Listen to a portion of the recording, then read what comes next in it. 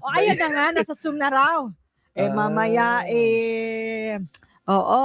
Ano, let's go? Sige, pasok na natin. Eto, Sige. marami tayong tatanong. Ano bang, sino ba tong guest natin ngayong hapon? Ay, syempre.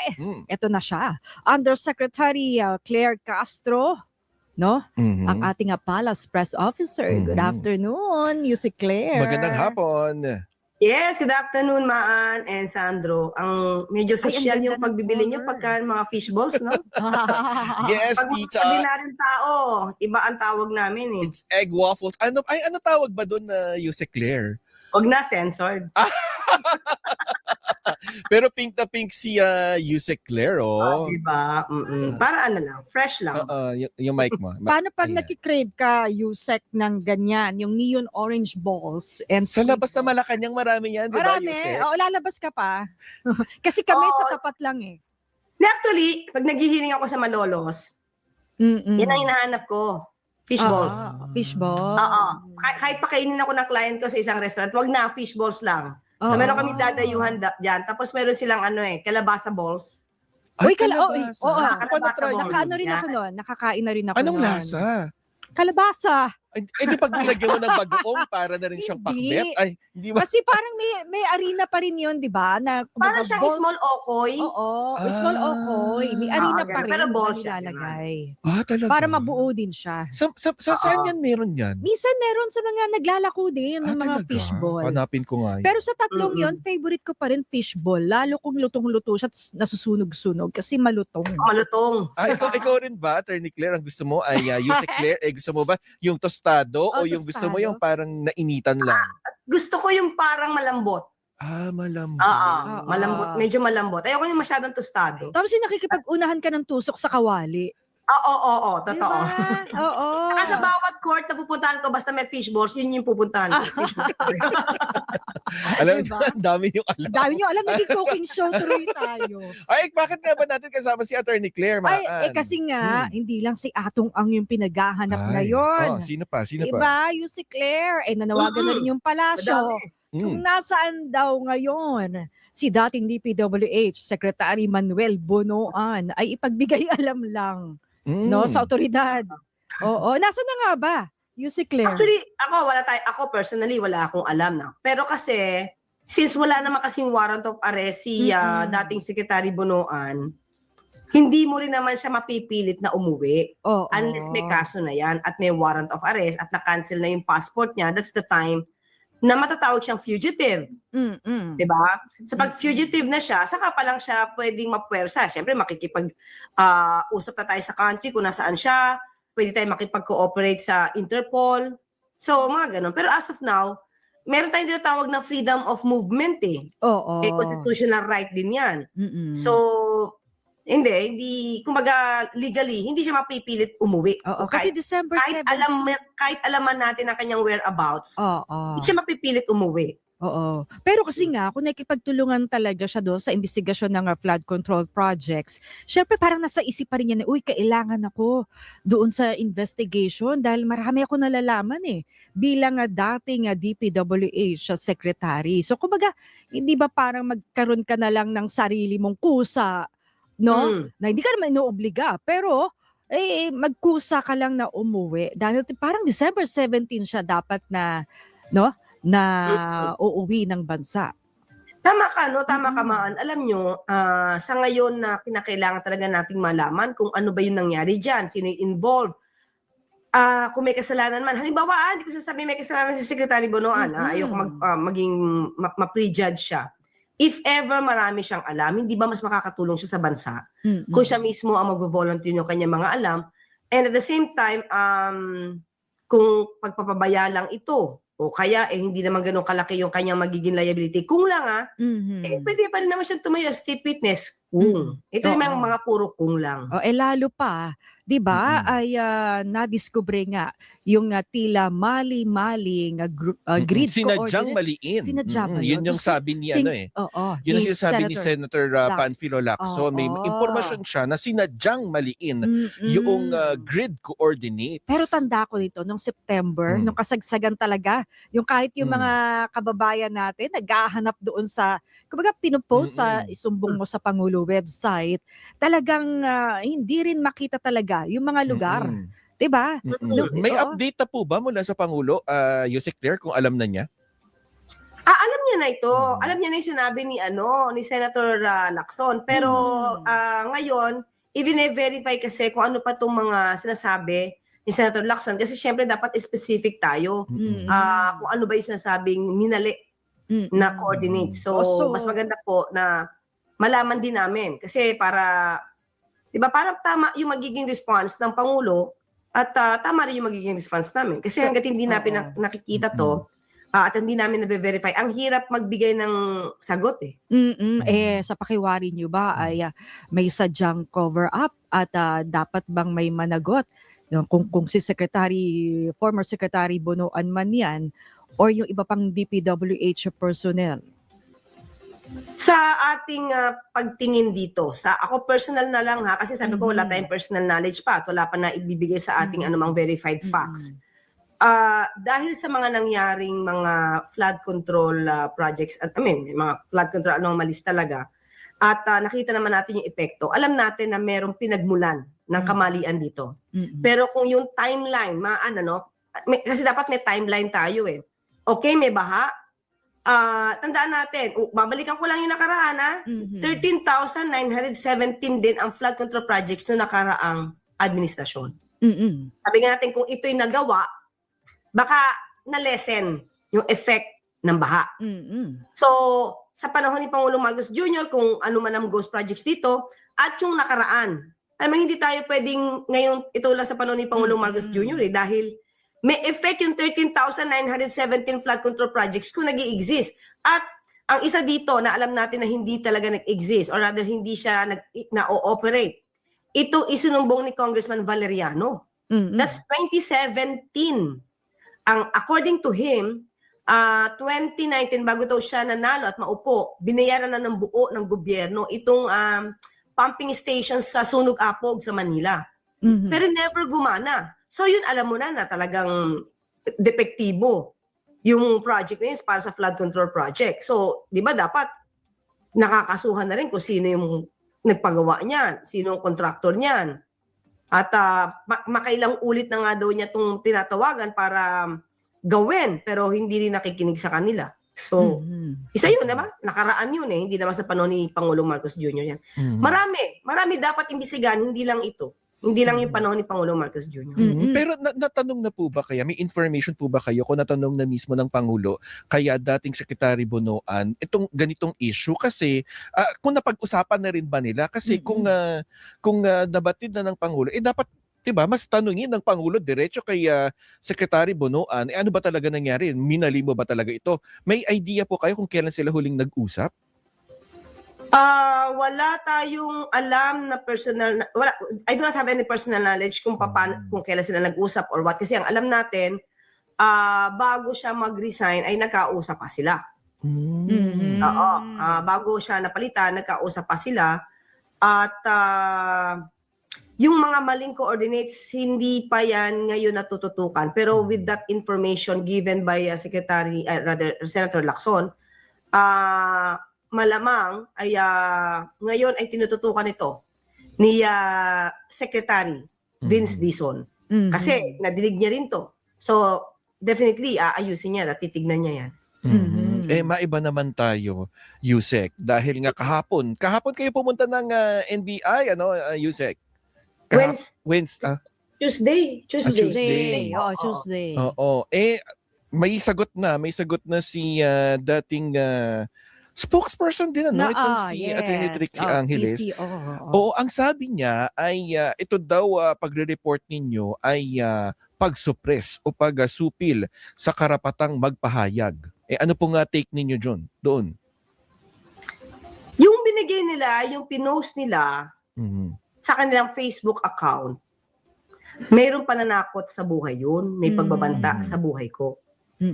Kung may pagbabanta sa buhay ko, sino ba ang nag-attempt na manupil ng karapatang magsalita? Yung bang nagsumbong lang sa NBI para proteksyonan yung sarili? Yung mga taong minura ka na, pinagbantaan pa ang buhay mo. Sandro and nakita niyo na ba yung post nila? Hindi, ano po ba yung laman nun? Yung post nila is nagbabanta sila, naninira rin sila sa Pangulo at sa kay First Lady. At maliban doon, ang sinabi nga nila, kung ako ilalaglag ng aking humans, appendix at coccyx ko lang ang walang latay dahil sa pinaggagawa ko. At meron pang Tagalog version ng FY. Okay? So, pak. Toot. So, ako ba na nagsumbong lang at kailangan ko i-record yung kanilang pananakot? Ako pa ba ang manunupil sa kanilang sa karapatang pananalita? O sila yung nananakot sa akin para hindi ko sila ma-debunk? Yung kanilang mga kaalyado, kung sino man yung mga nagpapakalat ng mga fake news, ang gusto nilang mangyari dito is wala akong sabihin, wag akong hindi ko sila sagutin. At dapat akong manatiling tahimik. Gusto nila ganun ang gusto di ba? Just i-weigh nyo. Nananakot sa buhay o nag-report lang ng pananakot?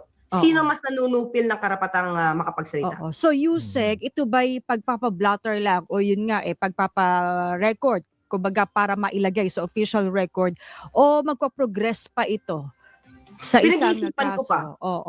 Pinag-iisipan ko pa kung ano ang dapat kong gawin. Dahil mukhang hindi naman nila itinatatwa ang pananakot na ginawa nila sa akin. Hindi nila tinatatwa. They never denied. Ang sinasabi lang nila, pagsupil sa kanilang karapatan. Pero never nilang dininay yung mga salitang appendix at coccyx ko lang ang walang latay. Pero di ba, Yusek Claire, ikaw ay nag-almusal ng mga ganyang kritisismo Di ba, pagbabash, sanay ka na dapat, lalo't tagapagsalita nga, no, ng palasyo. Kumbaga, magiging sunod-sunod ba ito or tingin mo lang itong this time ay napaka below the belt yung kanilang aksyon? Actually, okay lang naman na ikaw tumiliksa. May mga diskurso naman na talagang ganyan. Pero kung pagbabantaan yung buhay mo, hindi siya sakop ng freedom of expression. Pwede kang tumuligsa. Pero iwasan mo naman na magmura, mag-ad hominem, kumbaga issue lang. Diba? At huwag ka mananakot at huwag ka magbabanta sa buhay. Kung magaling talaga kayo at matalino kayo, dun lang sa issue. Hindi yung mananakot pa kayo.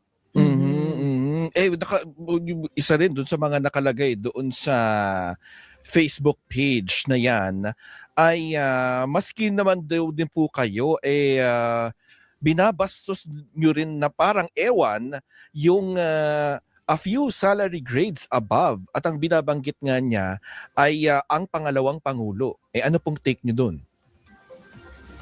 Ano ba sa tingin nila yung sinabi kong pambabastos? Nakahawig ang isang karakter? Yung ano. Oo. Huwag kayong gaganon na. Pang-Halloween ba? Oo. Saan ba siya nagmula? Di ba? Saan ba siya nagmula? Hindi ba binabastos din ng idolo nila, yung Pangulo? Yun yung pinagsimulan nun Kung paano niyang bastusin, bakit yung pambabastos ng kanilang iniidolo, hindi nila napapansin. Yung pagbabanta ng kanilang idolo sa buhay ng presidente, ng First Lady at ng dating House Speaker, ba't hindi nila napapansin? Ano bang mas malala? Diba? Yung sinabi mo na paggalit, dinito yung itsura niya, paggalit pa yan O yung nagbabanta ng buhay ng Pangulo, nagmumura ng PI, harap-harapan kung paano bastusin ng Pangulo. Itimbang natin. Yun lang naman yun, itimbang natin. So, ibig sabihin yung pagbumura ng kanilang iniidolo, ng kanilang puon, at yung pagbabanta sa buhay ng Pangulo na ginawa ng kanilang puon, nararapat yun? Di ba? Nararapat ba yun? At nakalagay pa doon sa kanilang may series of posts kasi Yusek Claire nung kayo'y nagsumbong, merong series of posts at kabilang din doon ay hindi daw siya naniniwala na kayo'y natakot doon sa kanyang mga post. Kung hindi siya naniniwala, hindi ako natakot, wag na siyang manakot para hindi talaga ako matakot. Diba? Ibig sabihin nun, nakakatakot talaga yung pinost nila, gina-justify lang nila yan. para makita nila na sila pa yung biktima. Mhm. Diba? Gaslighting. Mhm. Ganun sila.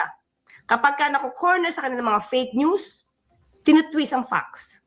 Mhm. Sanay sila sa ganon. Mhm. At pero may nabanggit din kayo dahil yung parang yung isa ring dating tagapagsalita ng Pangulo. Parang may nabanggit kayo kanina, Yusek Claire, ano? Yung tinawag kayong fake news Fake dahil news. doon sa picture daw na pinakita ninyo. No, ano yan? Okay, sabi nga mahilig sila mag-twist ng facts para lang to suit their interest. Okay? Mhm. Unang-una, mali kasi si Harry Roque, o pinangalanan ko na. Yan, nag-twist kasi siya ng facts. Yung first kong content dyan, nung nakita ko nag-circulate yung picture ni Ambassador Luli at siya, syempre naalarma ako kasi, di ba, balita, nasa Austria siya. So, bago tayo nag-content sa ating YouTube channel,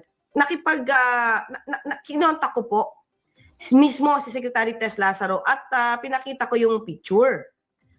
Sinend ko sa kanya. So, si Secretary Tess mismo ay tinanong ang Philippine Embassy ng Vienna kung may katotohanan yung larawan na yon. So, ang sinabi kay Secretary Tess, yan ay matagal na 2023. So, since then, hindi na pumupunta si Harry Roque kay Ambassador Luli. So, para matanggal ang bahid ng akusasyon kay Ambassador Luli, kinontent ko siya. Kaya dapat pinanood niyang buo yung aking content dyan sa YouTube channel ko. Kasi otherwise, kung chismis lang ang pagbabasihan niya, magkakamali siya talaga. Kasi ang nilagay ko doon, kinakanlong ba? Diba? Kinakanlong ba ang isang fugitive? Doon ko niliwanag, sabi ko doon sa mga viewers ko, sabi niya, wag na natin i-circulate itong picture to kasi 2023 ito at ayon kay Tess Lazaro, luma ang picture na to. So wag natin bahiran ng kasalanan si Ambassador Luli Arroyo Bernas. Pinagtanggol ko pa. Kasi syempre, representative to ng Pilipinas sa Austria, tapos babahiran ng maling kwento. Unfair for her. So yun yung point ko. Pero sabi natin, bilang representative ng, ito in general to, hindi lang kay Ambassador Luli, bilang representative ng Pilipinas, taga-gobyerno, kung pwedeng wag magkanlong, wag kanlungin ang isang fugitive. When we say kanlungin, Zandro Namaan, cuddle the fugitive. Ibig sabihin, wag mong itago. Diba? Wag mong itago sa batas. Yun yung pag sinabi mong kanlong. Hindi po yung, pag sinabi mong kanlong, hindi po yung basta help. Iba yung help. Iba yung pag-cuddle ng fugitive. So, doon pa lang maling-mali na si Harry Roque at never ko sinabing wag tulungan ng mga Pilipino sa ibang bansa. Sabi nga natin, kailan lang, mas magandang tulungan talaga si Harry Roque. Tulungan makabalik sa Pilipinas.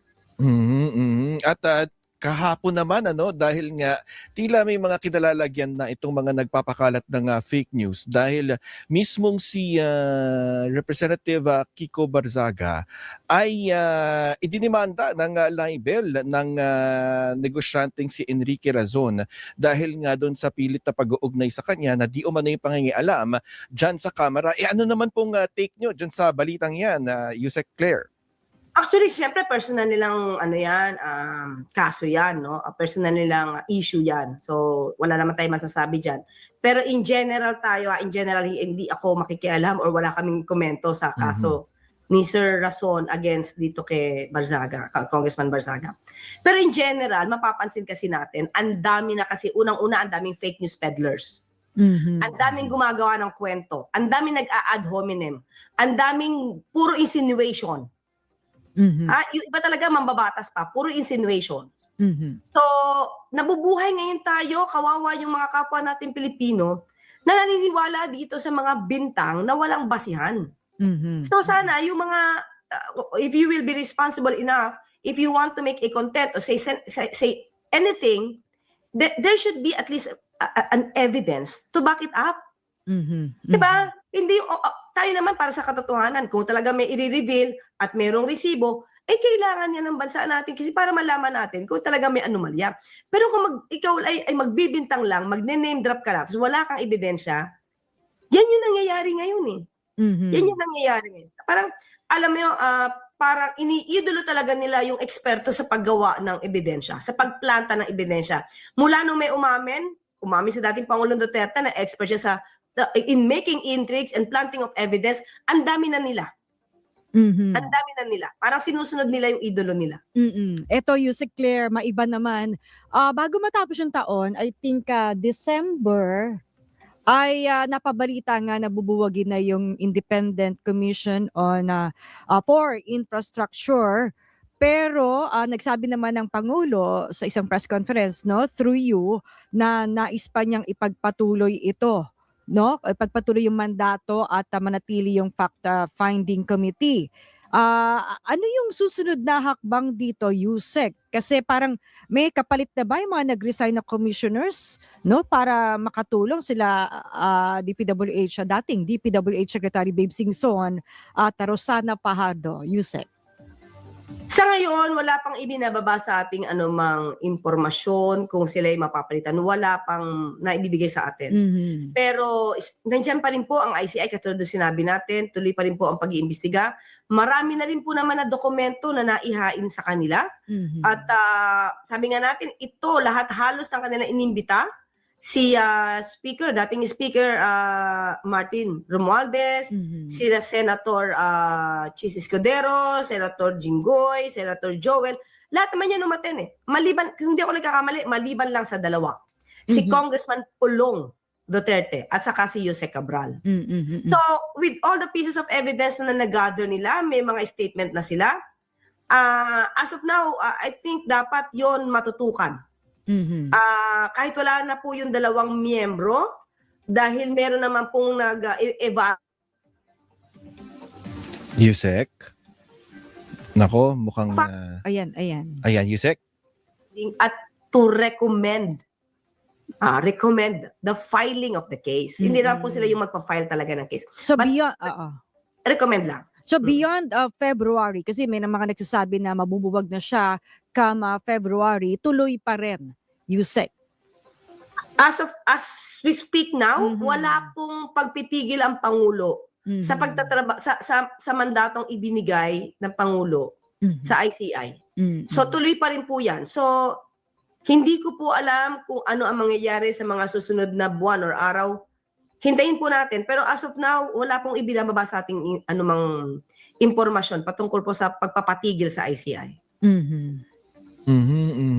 Pero balikan ko lang din yung mga nasabi laban sa Pangulo, sa kanyang pamilya, kasama na nga rin dyan ang First Lady. Kamusta po sila?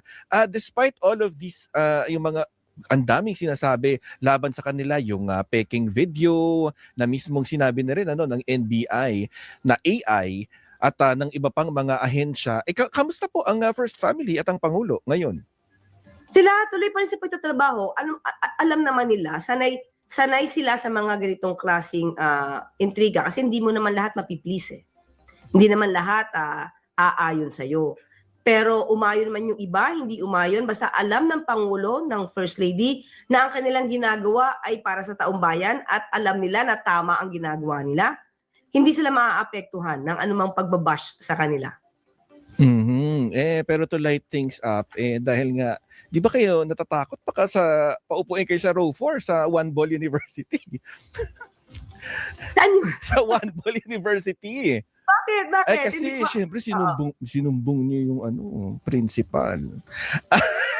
Hindi ko makuha. Wait. Kailangan hanapin ko muna yung brains ko. Hindi ko makuha. Sige, isipin niyo muna yan. Hindi ko makuha. Sorry. Isipin wala niyo yung muna brains yan. ko dun Yusek Claire, feeling ko baka magamit niyo yan in the coming mga press briefings sa Malacanang. Maraming salamat, Yusek Claire. Okay. Thank you. Maraming salamat, Sandro. Maraming salamat, Maan. At sa lahat ng mga kababayan nating nanood sa inyong programa. Maraming salamat po.